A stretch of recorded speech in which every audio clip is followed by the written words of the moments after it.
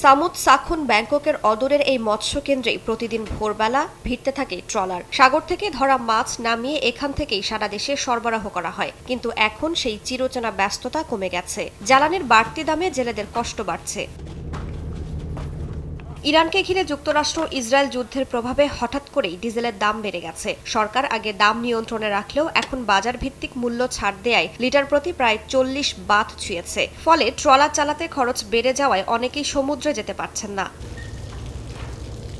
জেলেরা বলছেন, জীবিকা নির্বাহে এখন ধীর গতিতে নৌকা চালানো বা কম সময় মাছ ধরার মতো কৌশল নিতে হচ্ছে, কিন্তু এতে মাছের পরিমাণ কমে যাচ্ছে, আয়ও কমছে। এরই মধ্যে প্রায় 60% ট্রলার বন্ধ হয়ে গেছে। পরিস্থিতি না বদলালে বাকিরাও থেমে যাবে বলে আশঙ্কা করা হচ্ছে।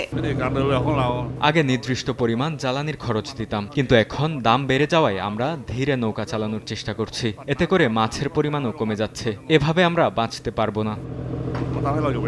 প্রতিদিন প্রায় 800 টন মাছ রফতানির এই বাজার থাইল্যান্ডের অর্থনীতির গুরুত্বপূর্ণ অংশ, কিন্তু জ্বালানির সংকট, পরিবহন ব্যয় বৃদ্ধি আর অনিশ্চয়তায় পুরো খাতই ঝুঁকির মুখে। জেলেরা বলছেন, দ্রুত সহায়তা না এলে বহু বছরের এই শিল্প হঠাৎ করেই থমকে যেতে পারে।